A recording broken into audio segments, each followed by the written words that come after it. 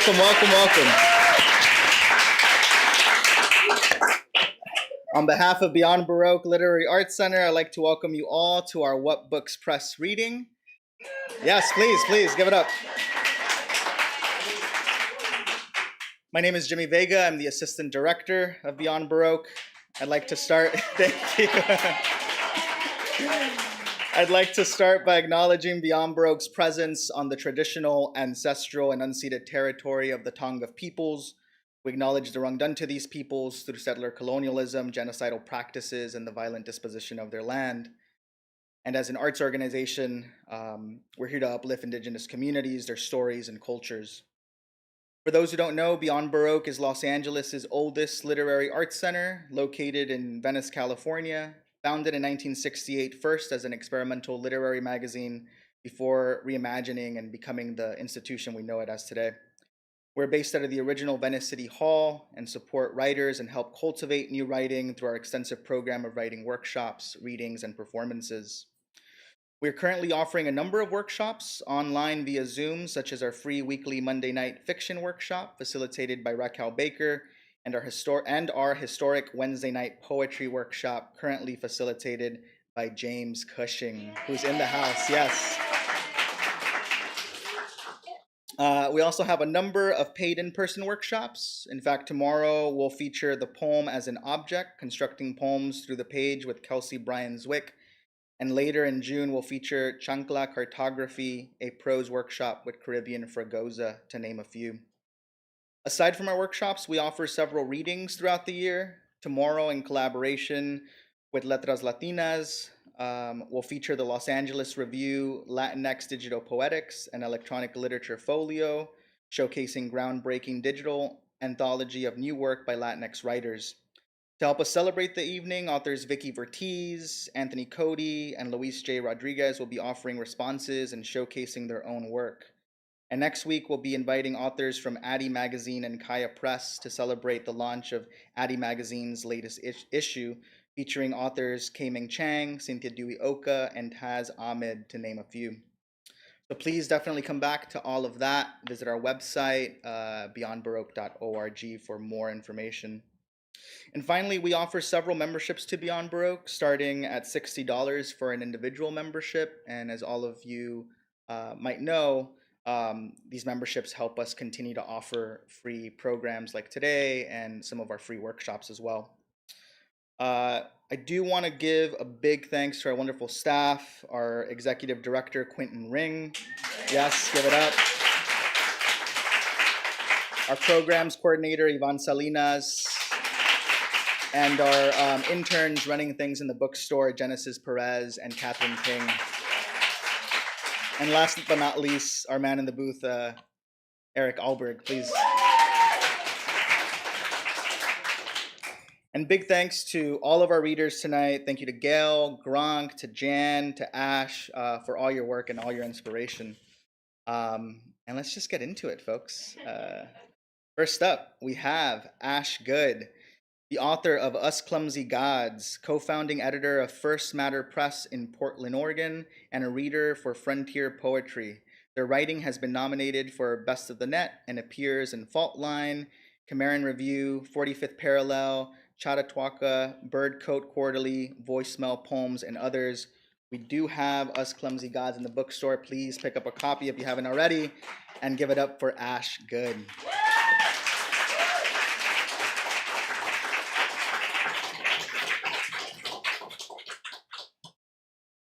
Thank you so much, and thanks to Beyond Baroque for hosting us tonight, and my eternal thanks and love to What Books Press for all the collaboration that we've had over more than a decade now, and for supporting this book. And I love to read the poems in this book, and I cannot imagine a better room of people to read them to. So thank you for having me here tonight.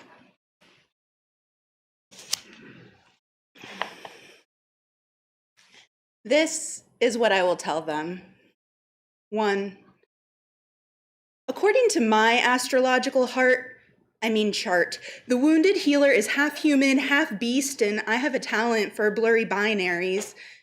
In the past, I've tried to make this not my story, said It won't be easy this way, but you try to quell the sound of hooves midair. You try to patch the holes I can't see, wind, or what makes a mess or sorts piles at its own whim. 2. 20% of mental health depends on vacuuming or sweeping. Sometimes you think I am offering a metaphor, and I am not. You cut me, and I loose a poem, blood, in blooms as I blot and blot what you've opened, and I fold, and I find a clean spot and blot, I am a mess.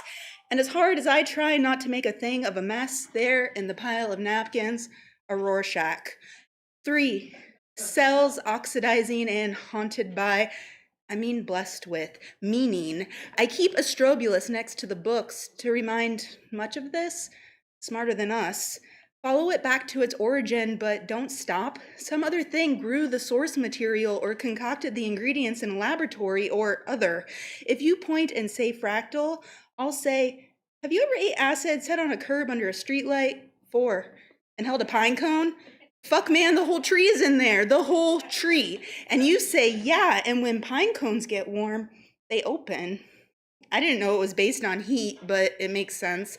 When I get warm, I open. Small tap enrages, or I'll accuse you of being sticky. Don't touch. Like we all don't have sap on our heart, hands, and a damn forest itching inside.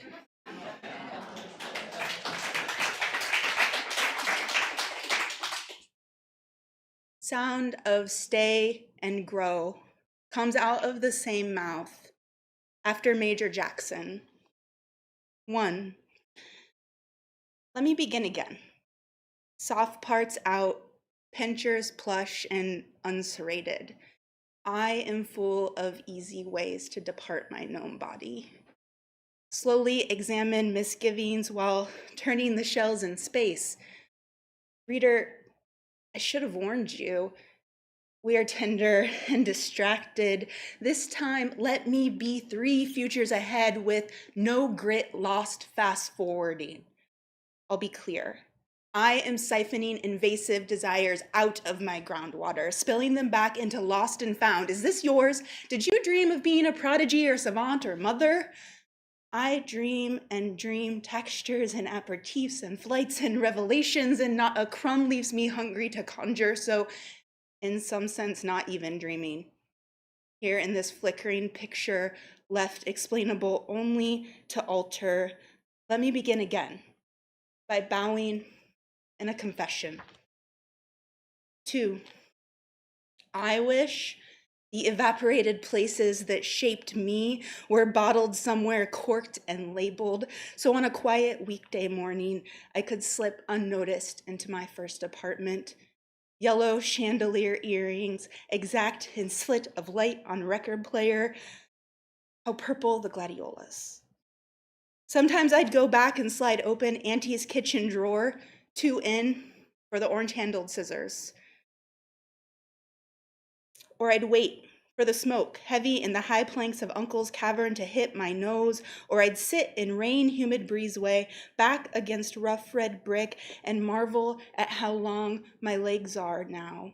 I'm dreaming, and I'll be in the present when I wake. An oddly trustworthy sentence. 3, ask what's real. Know what's happening. Know what's true. Synonyms. Reasons memory limited by 3 dimensions isn't reasonable. Are you too waiting for black hole to spaghettify your body while you force yourself to visit and revisit information before or beyond horizon? Reader, I know you can't possibly listen when I utter, stay with me. We're always in such a rush.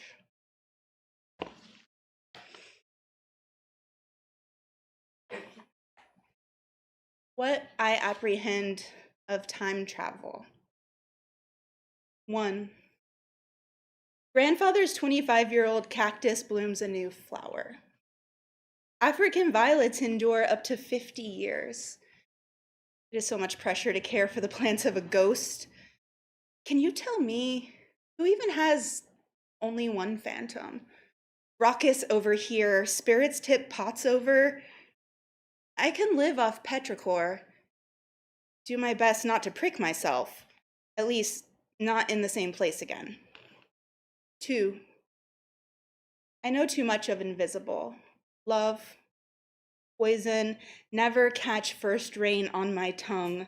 Tell us, keep your body pure, and nature helps us fail. All the arms we have are umbrellas or linked with comrades. We didn't ask for war, we wanted wild.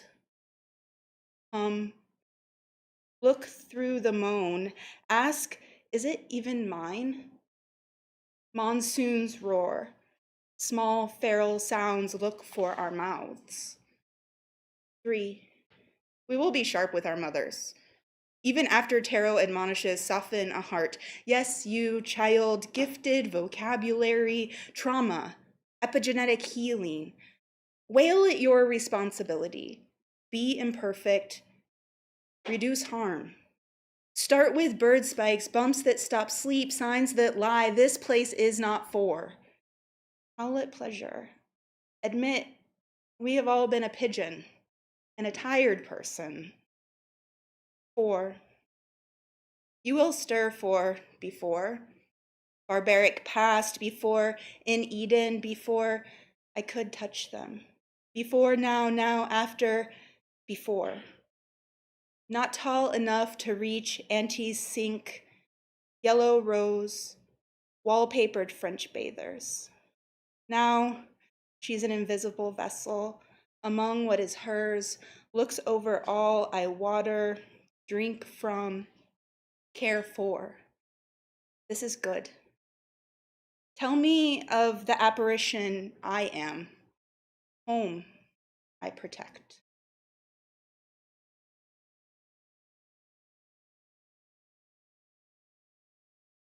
This is what it feels like to love.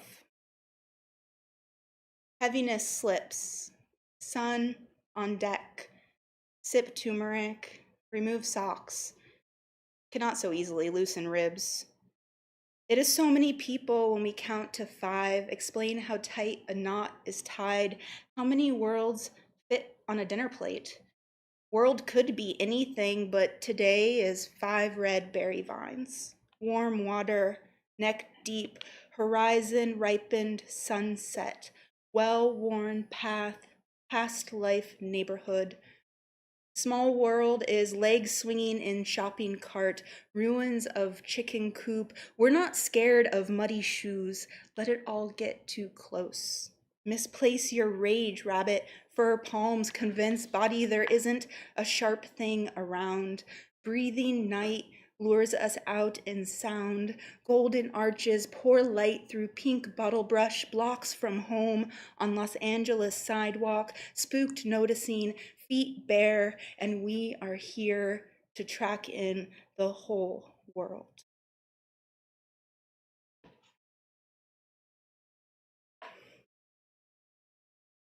But can novelty be our gender? I text midnight. You reply, 11 exclamation points. Ha, if it can be, that's what I am. In daylight, our soft anatomy is unambiguous. At Collins Beach for a respite from revolution, questioning when is right to rest? What is right to do? Pulled between neck-high submersions in fast-moving river and crawling back, goosebumps to sun. My body bare and warming. Your skin dancing in ink that won't wash, charcoal finger painted from found fire log, leaf filtered light exactly how I like. Imperfection abounds, but here you are, a renewed sliver of sublime creature to soak in, novel, ball cap half hiding, gaze. Child chases father, splashes water, bottoms less bronze than tangled limbs. My ankle still bruised from less lethal ammunition. I can't forget outside forces intend to separate skin from element, skin from skin, sand, water, curious fly, body, creation, origin, perfection, what isn't. We can't ignore when wind picks up or what lies ahead. I'm collarbone deep in the unknown again. You offer myths our past selves wrote to tend our future. I don't know where I came from, but I do know during this very long week, Naked by the Columbia is the closest I'm getting back to it. When we first get here, you say, "We've come so far. This might as well be another realm." And it is.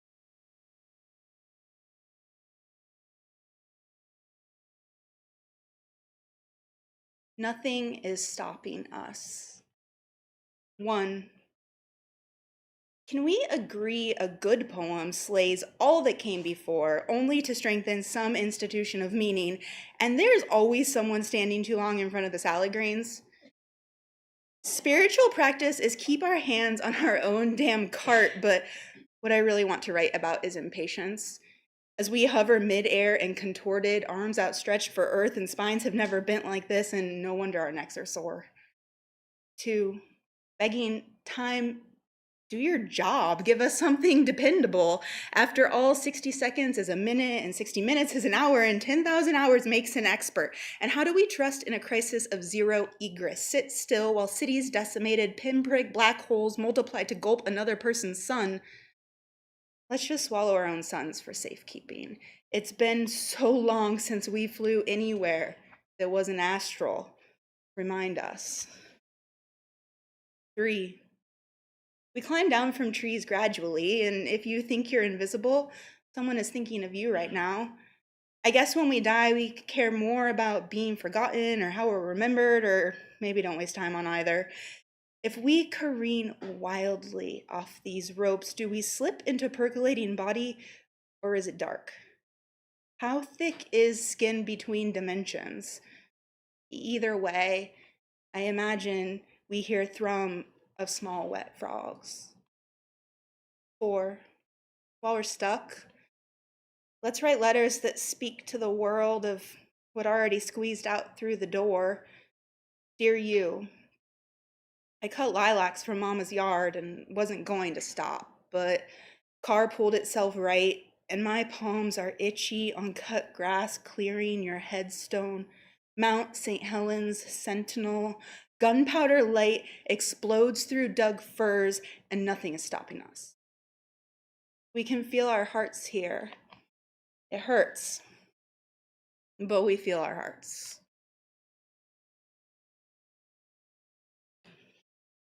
This will be my last poem for this evening. Thanks so much for listening. Walking alone, Salmon River at 3 Rocks. Greet this place aloud. Hello.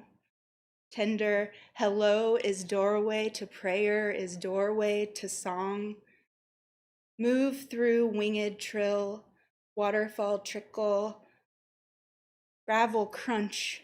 Suddenly startle, you might be seen.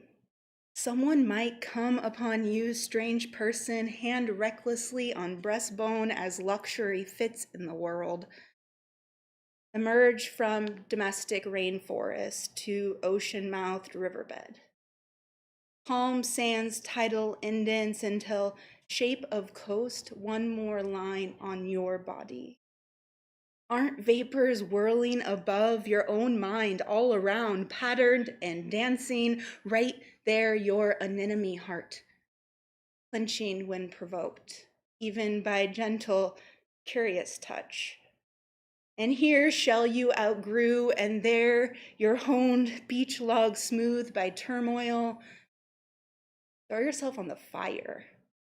Miracle, you barely smolder. Arrive to where you chuckle, silly you thinking yourself stranger. That earnest hello.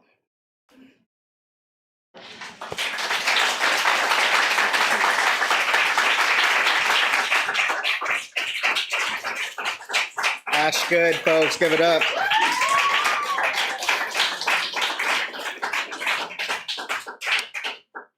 Next up, we have Jan Wesley, the author of Living in Freefall, and has 2 published chapbooks. Only So Much from What Books is her second full-length poetry book. Poems have appeared in Askew, Blue Mountain Review, the Iowa Review, Rattle, Spillway, Beyond Words, and anthologies, among others. and she received a Pushcart nomination. She worked in post-production in the film business for many years, and after receiving an MFA at Vermont College, she taught writing at the University of Redlands and the Fashion Institute of Design and Merchandising. Currently, she facilitates writing workshops in Los Angeles. Please welcome Jan Wesley.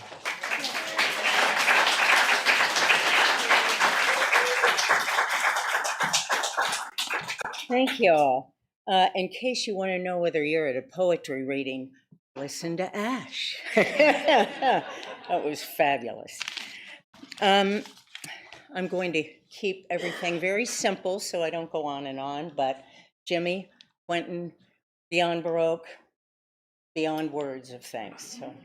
And what books? Gail, Chuck, Karen, Elena, Ash Good. It's just an honor beyond words, again, that this book was published by them. And all of you, I wouldn't be here without you, so thank you. All right, well, I'm just going to jump on in. The only thing I want to say about the book is, as I was putting it together, it's a lot of memories. We write a lot, and almost predominantly sometimes out of memory. But what interested me about, as I was going with this, is that the investigation was more where memory comes from. So that's kind of the thrust of this more. Nothing tied down. After the arguments, my mother would change how she moved. Hands limp by her side, head lowered to the cross of her legs, neck swooped like a swan's. Swabs of evening sky swept through the woods along the house while I placed utensils on cloth mats of the dinner table, unclipped a field of laundry, and tilted my ear toward my parents' fight. One night, Mother planted me in the car, Father dimming in the driveway, tools and boxed up remnants of our lives lost behind the garage door as we sped off and bolted down the interstate to Maryland, where her sister took us in. Perhaps we stayed overnight, perhaps it rained, and in the glisten of morning, perhaps I slept all the way back home. Tonight, the mind fights sleep with flashes of fire in the canyon as I ache for Mother's zeal of being uprooted, and I wonder what to take if the fire leaps the ravine. Television in the room spits evacuation orders as I pack up Mother's letters to me before she died. Newscasters hesitate in the following hours, and so it seems we've been spared by wind direction, erasure of nature confined to unhoused acres of hillside grass. The smoke will linger for days, September's dried sticks scuttling across the road like the sound of fingernails dragged down a desk, maple leaves sending messages from my mother, reminders not to argue with my father, to turn off the stove, remember to be home soon.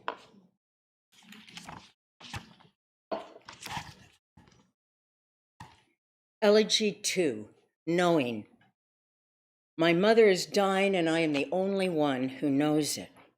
On days she is at peace, she brushes her hair 50 times and looks like Ava Gardner. Manages my eggs, my favorite shirt, the timing of the bus. Days like that, she and I own it, roll it around in our hands, and then I imagine it's years later, people cooing how much I look like her, how pensive I've become with omnivorous eyes of a pelican. On days she starts drinking, misery sits with me at school, and when the bus dumps me home at 4, she is weaving, smoking, a hole in her dress, asleep on her side, collapsed into shame. And suddenly I am running with impatient boys, staring at a kid's chest, measuring how tall he is, the same time watching the house where Mother breathes like an anvil, weights down her torso in almost invisible tiny tremors. So I drive her to a shop for liquor without any smell until one afternoon she slips away. The last time I run into her is in a dream years after her death on a downtown street where I live. Her wavy hair lifted like a kite, and we talk with a strain that snaps muscle from bone. Questions like, where have I been? Did I go to college? How's my father? And I answer carefully, as I did when she drank. She asks what I do, and I say film, and her head tilts in a gesture of interest, says she wants to see one I made, and I tell her yes. Don't want to be pushy, her stance shying away as I suggest she call me when she's got time. Traffic moves like a parade as she turns without the touch she used to rub on me with a salve. Our separation like a dance, and I step back from her sudden transparency, lost in a crowd. And when I wake in my clothes flat against my body, I see she is not my mother now, and I am not among the dead with secrets held tightly inside of why she had to leave.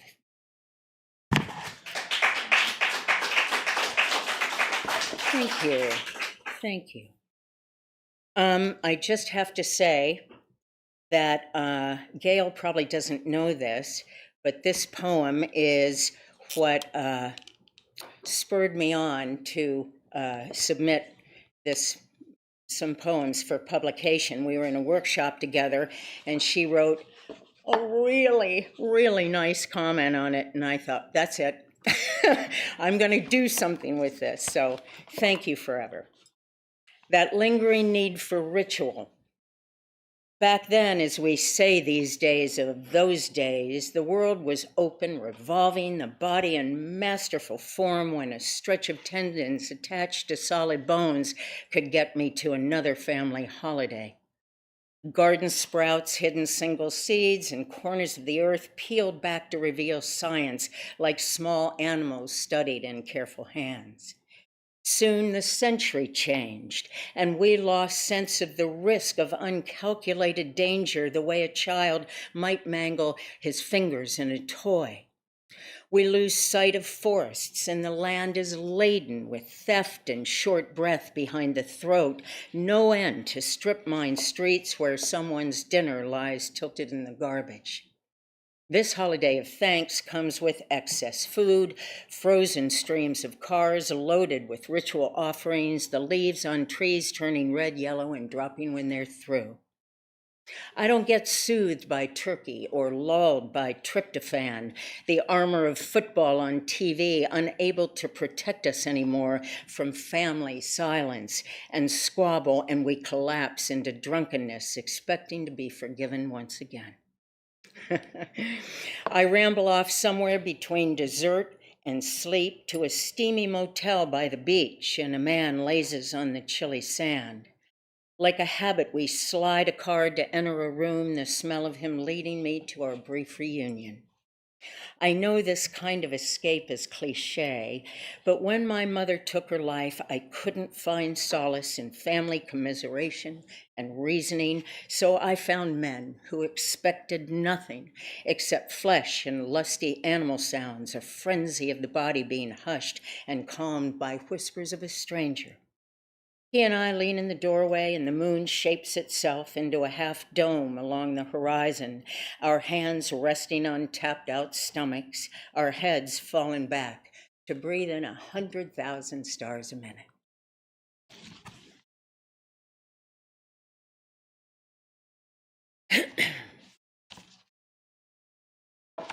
And title poem, Only So Much. There is scattershot emphasis from me, the mother, and Dave, the boyfriend. I never see his lips frozen in the last syllable he spoke the way I do today. My son is a prodigy of escape and blows through 2 rooms as he runs off, and I miss him quickly like sky changing from blue to rain. My words dart around my mouth like hummingbird wings in a flurry of accusation. I become quiet and see he is turned away. There, I said it, I say, which I don't actually say out loud, but to myself, as if owning the last words will change everything. He starts in on me, does not redecide, does not restrain threats, careless of how dialogue can be a thing like a brick. My son guns the car outside, and I look at Dave, and we take on each other's gestures. Hands smacking the forehead, strike of the foot in the ground of what has fallen and won't get picked up, language stuck on have to, need to, you don't understand, bunched together like a dying bouquet. I forget where we started and sink my hands into dishwater.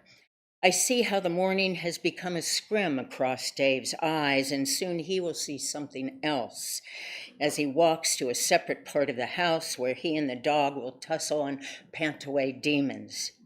The water is a blur of poached eggs as I free it down the drain, and it disappears like sounds only the dog can hear, of birds resettling on the fence, the sighs of humans whimpering and coming undone.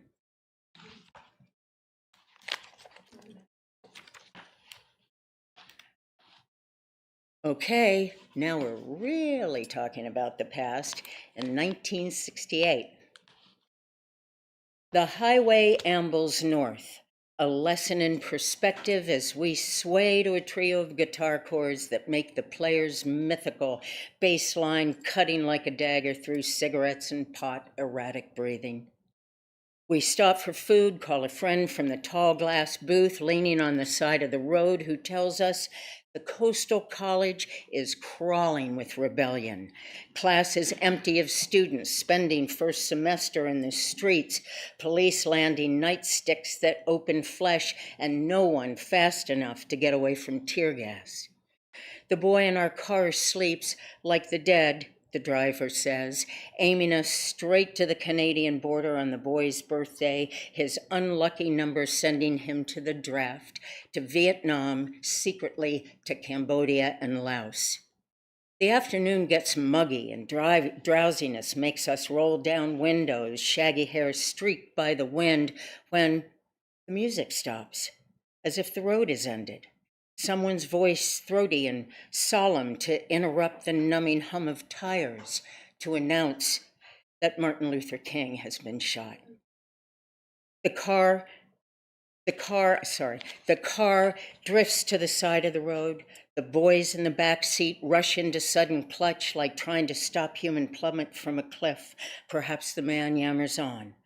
Perhaps the car is tilted, the engine shutting down. We are swabbed in silence, nothing to discuss, to consider, to envision, except the certainty we could have stopped that bullet, caught that 30-06 rifle round, and snuffed it with our bared teeth.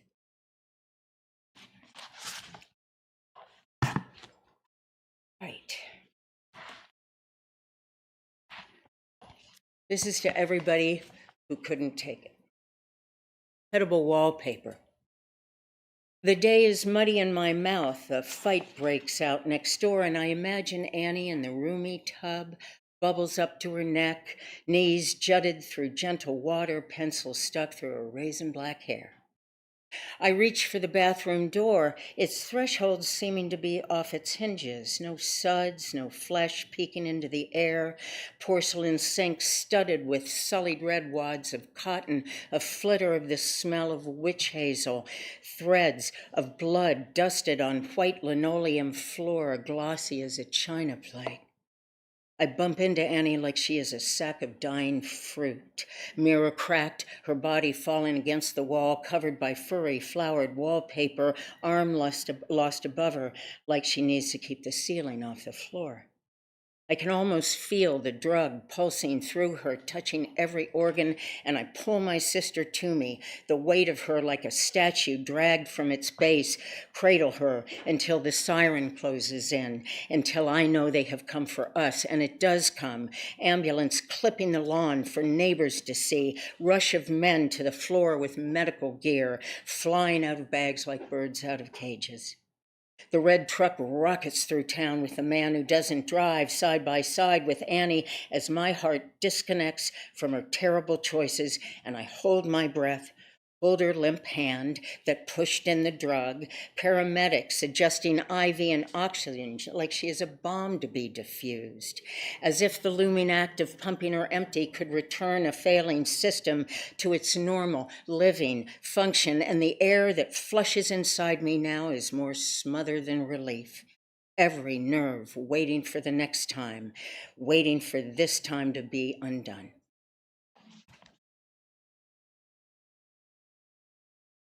All right. And then there was the movie business for way too long. All right. Come on and take it. Epigraph. Each time I tell myself I think I've had enough, I'm going to tell you, baby, that a woman can be tough. Janis Joplin. I always knew something was wrong with the movie business. Making movies is synonymous with being someone, with knowing privilege and being protected from mundane dramas of real life. In this company town, I can't stop seeing scenes from the business played back to me. To this day, I still throw myself into the clutch of the wrong men, drink too much, and nerves in my body fall asleep. As I slink about in corners of strip-searching situations, or I can't find my scarf and purse and keys, I still wait to be saved in the last 10 minutes of the final reel. Bosses love to flaunt language like courage, Academy Award performance, astonishing moment, great legs, come to Papa. And just like that, my mind roams like a flurry on a slide guitar. In movies, characters somehow manage shock and fear in situations we could never actually handle when a hooded person with a 10-inch knife stands over our beds while we sleep. Sometimes there is the bluster of an actress strutting into a room on the edge of a plunging hill where she flops on a sofa, kicks off red-soled Louboutin heels, shows dismay without wrinkling skin or hair, and curses the latest man saying dialogue like, "I should have killed the bastard." A producer used to tap my shoulder and tell me he wanted to linger on the actress's pouty lips so that every woman in the audience wanted to be her. I'd spin the knob to leap further into the scripted plot of another bank job, and the she-thief might seduce the top-dog robber who appeared from somewhere unknown, perhaps from the balcony through an unlocked door. A weariness would come over me, and I wanted to weep from small, inconsequential things like running out of cat food. Like a lightning strike, he would yell at me to toughen up, I'm too nice, and on weekends, I believed him. Avoided people who took gentle meanderings along the ocean and learned how to jump out of airplanes instead. It could be hard in the spine and shoulders, but I was young and believed everything could heal. The producer could mangle the air with a throat clearing and without closure might say, "I got to meet a guy who knows a guy, so wrap it up." And I'd hear choral music as if I were about to be sprung from the slammer. My stomach chattered for food as I shut the machine down when suddenly, with sweetness, he called his daughter, which, like too many unremarkable things, almost made me cry. He told her he knows a guy, and she can have what they both want at the coveted college across town, as in no test scores and a starting position on the soccer team. There was a pause for a voice, then producer laughed and answered, "Piece of cake," and I got hungrier, which made me forget if this was a movie or some version of real life, and whether I should stay in a wide shot or go into a close-up as she said, "Thank you, Daddy. I love you, Daddy. Everybody does." Thank you.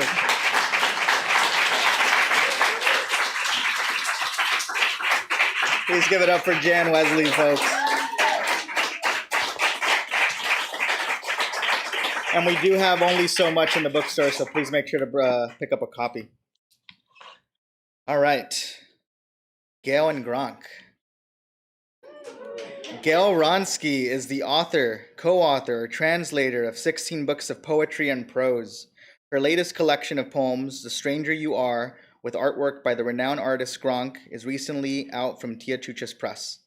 Other titles include the poetry collections Under the Capsize, Boat We Fly, New and Selected Poems, Dying for Beauty, Poems for Infidels, and Fuegos Flores, Flowering Fires, a translation of Argentinian poet Alicia Partani's poems, winner of the American Poetry Prize from Settlement House Press. And painter, printmaker, and performance artist, Gronk has exhibited artwork at the UCLA Hammer Museum, Los Angeles County Museum of Art, the Curacran Gallery in Washington, D.C., the Fine Arts Museums of San Francisco, the National Hispanic Cultural Center in Albuquerque, San Francisco Mexican Museum, the Craft Contemporary Museum, the Cheech Marine Center for Chicano Art and Culture, and the San Jose Museum of Art. Gronk, too many museums.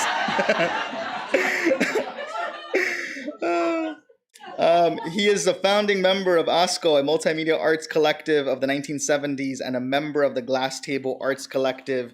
We do have The Stranger You Are in the bookstore. Please welcome Gail Wronsky and Gronk.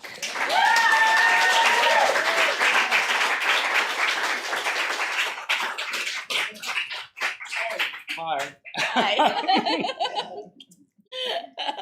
Hey, it's so great to be here. It really is. All my friends. I mean, it's like amazing. This is improvised, so I have to come over here to look to see what poem she's going to do, because she's doing all new poems for this reading. Yeah, right. So this, just to clarify, I know it's a What Books reading, but this book was published by Tia Chucha Press. And that's Luis Rodriguez's press, and it's, so thanks to Luis for publishing this book. Okay, And it wasn't a museum. And it wasn't a museum, and this guy is amazing. So, like I said, this is improv book.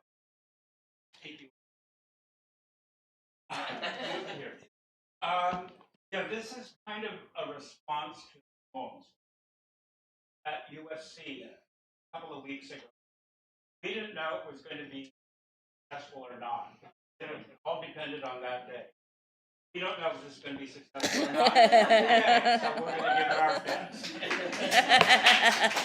Okay. So. Okay.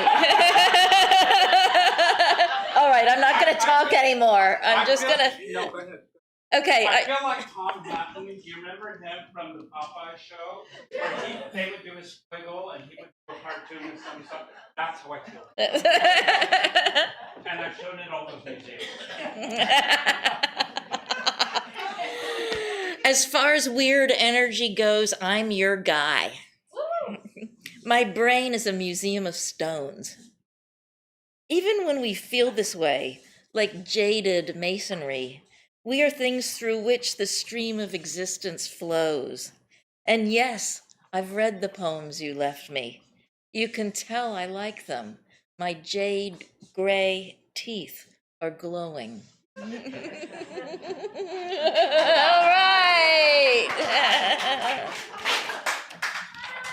So this is what happens to them afterwards.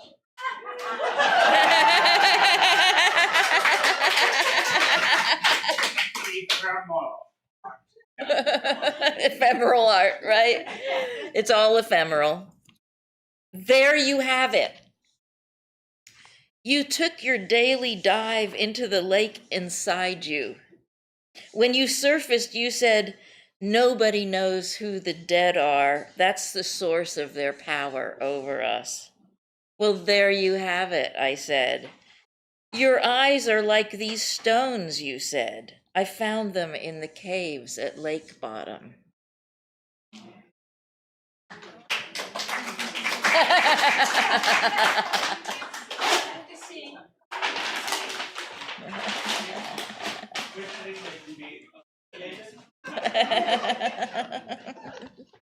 Okay, this time I'm going to try color. Oh, good. This is a good one for color. That faraway skirted creature in the beautiful painting. And this poem has a line by Rilke in it. You'll recognize it. It's way different from all the other words. You are aroused by the way I pose. I'm just trying to be worthy of this ecstasy of roses. Or is it a bowl of artificial fruit, cheerily dyed for the cheap chapeaus of destiny? How would I know? I've been swimming all day in the water in which embryos float, my body the size of a toothbrush, more or less.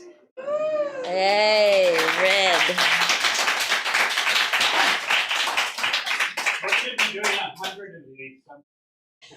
Yeah.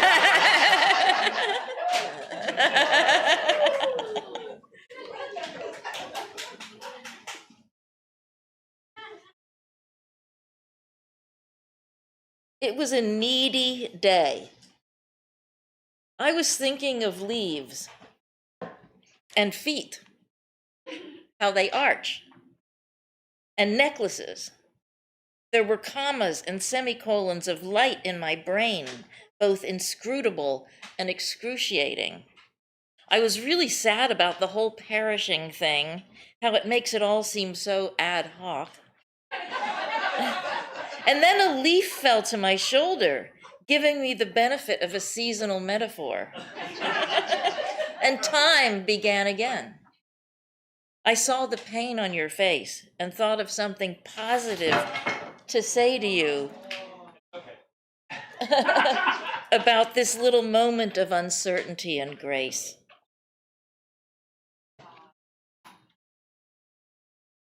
Okay. And all those museums, huh? Think you'd be good at this. Oh, okay, this one.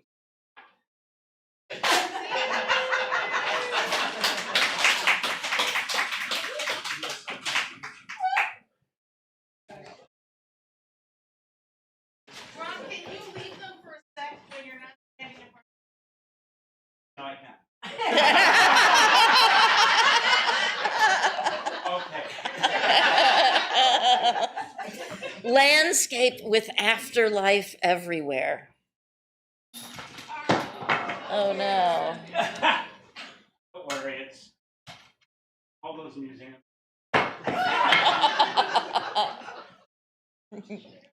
Rehearse. This is the rehearse part. I just get so emotional from the.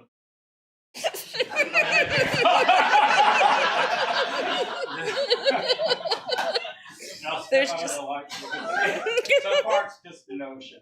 Okay, all right. Landscape with afterlife everywhere. In this theater of brutality, even rocks look like profiles of the newly dead. The sky is full of their ghosts, blue ghosts floating all the way to the horizon. Sometimes the afterlife is all around you. It creeps right up on you, the way the titanium moon does in daytime. Sometimes it's all you're left with.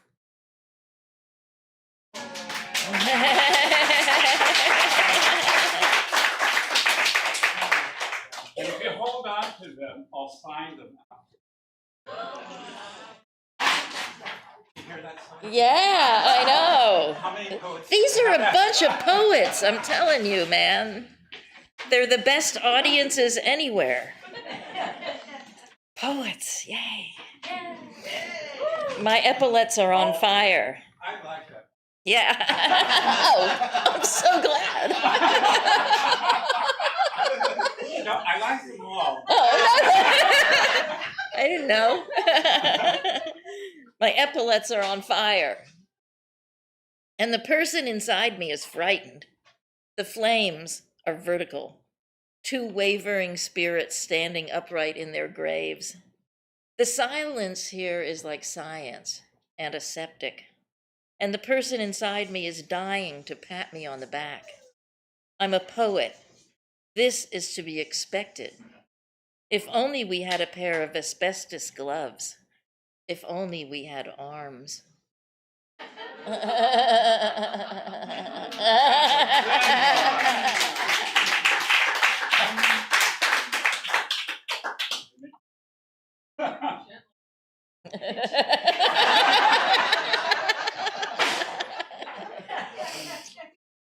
In movies, have directors. Here, Right.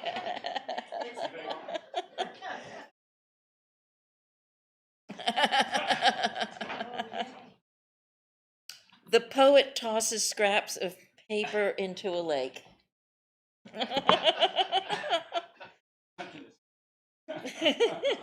You failed to become poems. You contained only a half-wisdom buried in dream imagery and omens. And just as I try to light you on fire and toss you into the water, you turn into origami blackbirds and hover in the air in front of me. I get it. It doesn't matter to anyone whether you are good or bad. I should have kept you. Now there's only the sound of a lizard passing, and off in the distance, someone playing a shepherd's pipe.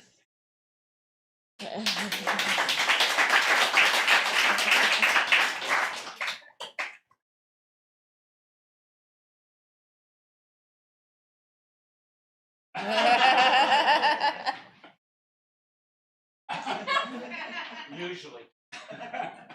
All the books. And at that moment, the theater is born. Have you ever felt like a steamship was headed for your gullet? Well, it is. So let that velvet tongue of yours unfurl. The sound you utter will plunge into people's ears like an insidious hand grenade and explode there quietly. This will signal that the hour of certain ancient tragedies is arriving. Welcome it as if it were the wakening of your most furious desires. Remember that until this moment, you were lonely and just about to cry.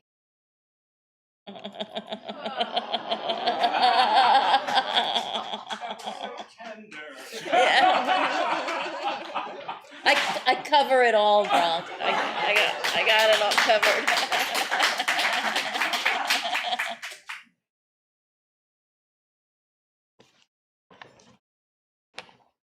Oops.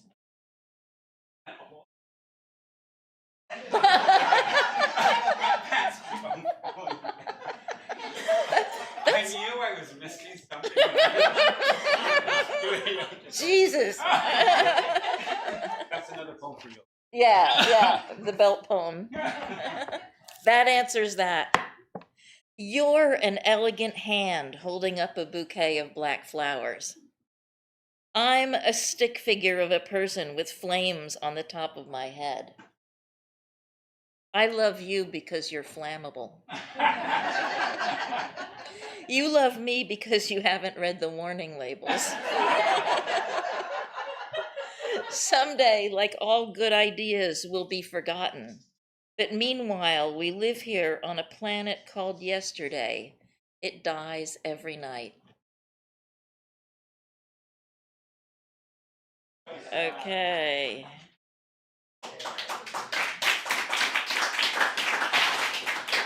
I know you're wondering how long this.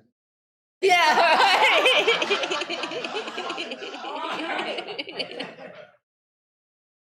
Okay, well, you tell me. You do have 100 poems in there, don't you? Yeah, 70, yeah. What an aggressive horn.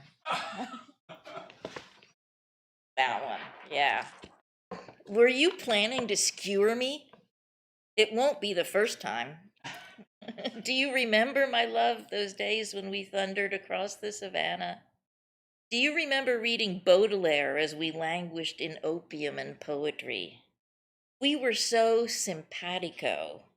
We were hypnotized by our rapport. Only your toothy smile can resuscitate the otherwise dead soul of this, what remains of me. Yeah.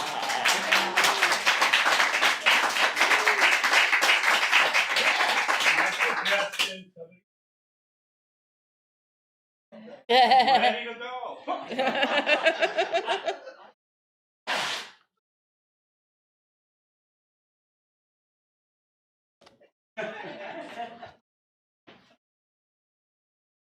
So this is how the meetings at the table. What looks that? Except I don't talk to them. No, you don't. All the writers. But it's just literary. boxing match. I was there to enjoy it all and go through my drawings, whatever it is. So that's how it works. Yeah, that's definitely how it works. Oh, you can give a bigger explanation. Okay, but She's a woman. I'm usually Buster. right. Is that a double take? Yeah. Yeah. Okay, so just to take a moment here and say something. So these poems, this is not a book of illustrated poems. This is a book of poemized art. I started with Gronk's drawings and wrote my poems. And, I mean, Gronk just taught me so much about imagery and abstraction. I really absorbed a lot from him. And so the cool thing is now he's translating back from the poems into drawings, which I just think is great. And next time we're here, I'm going to translate drawings into poems again. Yeah, and I'll wear a belt. Okay. Promise. Well, one of the things I think with Gail and I, it was just something that was a perfect match. I would do a drawing 2, 3, 4 every single, and I was doing that for years. I would post. Actually, got to see my daily life, and then Gail got onto this, and all of a sudden, writing all. And I plan that both of us, because after reading more ideas, that was kind of like being oracle. Actually, hear them say things about people who are impressed by the in many different. Okay. Well,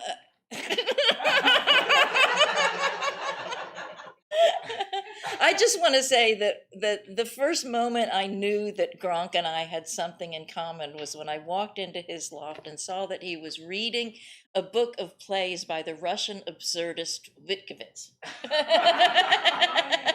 And I'm like, nobody else has heard of him, Beth Ruscio has heard of him. Yeah. Yes, you do. Okay. I was read that some of his plays early on in my life at high school, and somebody read a full play for me, and it just launched me in the direction, not only of literature but also of the art world. He was born in Poland, not France. That was it. And then he committed suicide. So he has a body of work, that collection. Yeah. I do. Yeah. Okay. Back to work. She is like in my mind. Go back to work. The actor's lament. Oops. Okay. No, I didn't do that.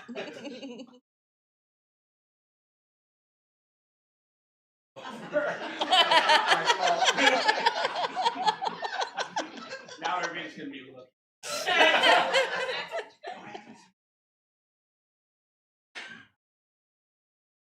Okay? Fine. This is the actor's lament. Oh. Sometimes I forget that I'm not on stage.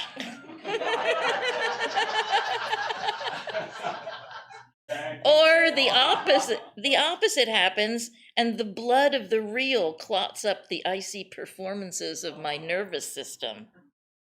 I remember the time I said to you in direst sincerity, "May all the gods of eternity and light watch over us." And you said, as you always did, How about some vodka?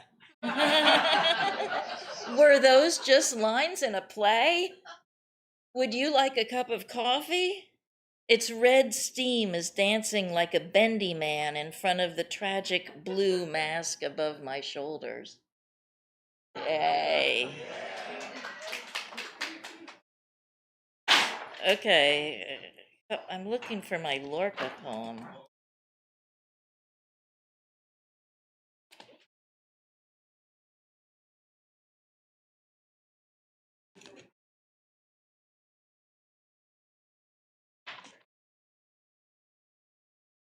At UCLA, actually,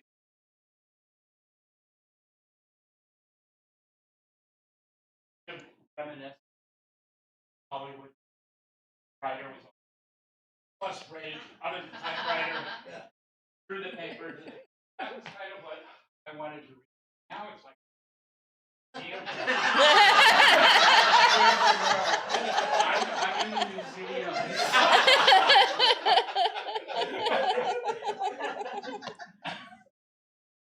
Oops. Okay. Okay, this one has bugs in it. Everyone's writing a memoir.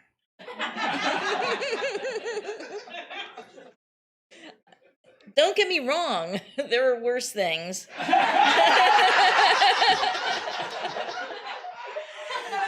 I'll just live among you well disguised, thanks very much. I'll wear a picture of your face on my dress, the one made of red velvet stage curtains, and walk in a garden of tall, wavering ghosts and green succulents with my friend, a blue stink bug. He's not Kafka's cockroach, mind you. He doesn't say things like, "We are the suicidal thoughts of God." He's simpler, more like, "Let me go home now and hug a Buddha."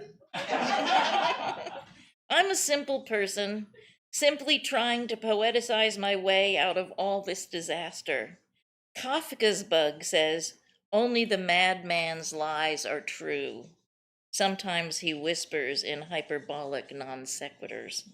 I say, maybe it's time to put some duct tape on the saran wrap of our lives. Yeah. All right. Should we do one more, Jimmy? Okay. More, okay.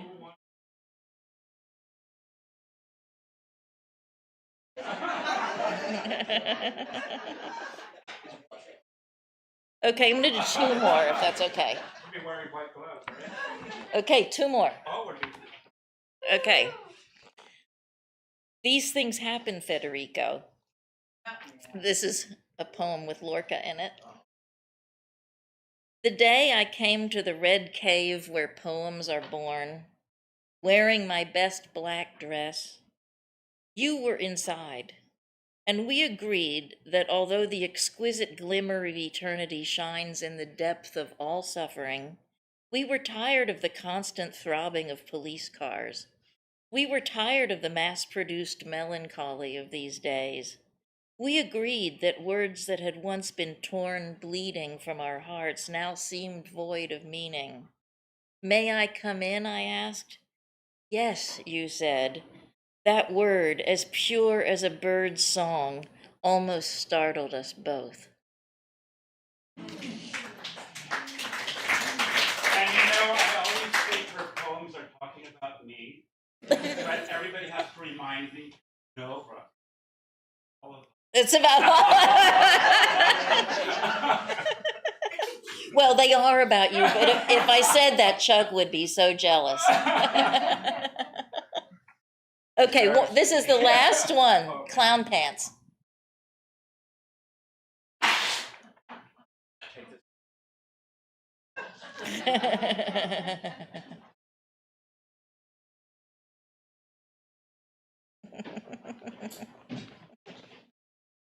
Okay. Okay, all right.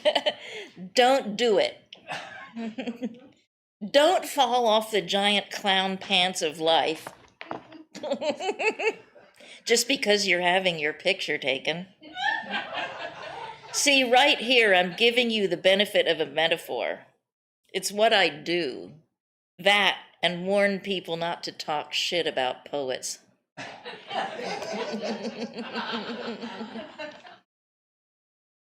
That's it? Yeah, that's it. Okay. Okay, thank you, everybody. This is fun.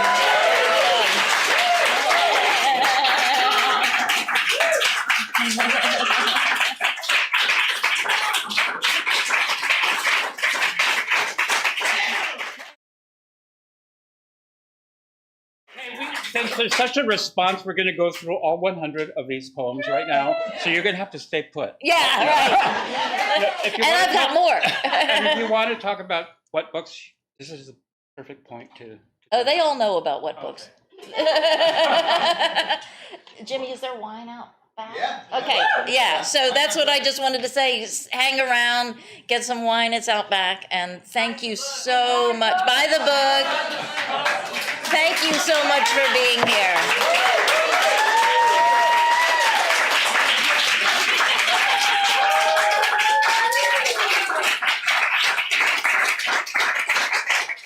I started off as a performance artist, more conceptual in nature.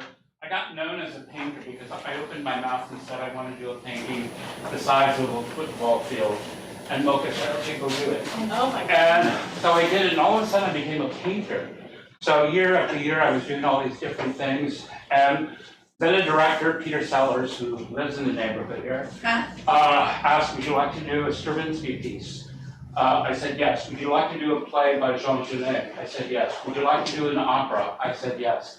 So every time he does call, and I say yes to him all the time, because it's a great collaboration again. With another group of people, lighting designer, set designer, Peter is director. So for me, this is a continuation of those early years of performance, conceptual type work. I wasn't as nutty as I That took time to develop, and it was because of comments by other people that sometimes I have to read about in the LA Times because we don't no longer talk to one another. But I can't say anything because everything is up in the air. But with the glass table, how many years have we been doing this now? Since 2008. Since 2000. 2008? Wow. So a 15. long time. And I've got to meet a lot of the different writers and have them come over to the studio. So it's, for me, just been a pleasure to have this type of collaboration with writers, because writing was my first love. I knew I was not a writer, so I decided I might as well do something. And so in museums. I decided to do paintings, and now I don't know how many books does the glass table. 50. So those are 50 images that has been used for the glass table collective. But each time I'm learning from each one of those writers, because like I told Gail, I do read the books once I get a copy of it. It's not just for show. Oh yeah, here's the Polish playwright. It is, I'm going to be reading them, and there's a whole, group of them. So I admire writers, and I just wanted to say that. Thank you. And I just wanted to say that we would not be What Books without Gronk. We wouldn't. I don't know what we'd do. We wouldn't. Yeah. Imposters. Yeah. Yeah, imposters. Right. Okay. Thanks, everybody. Thank you.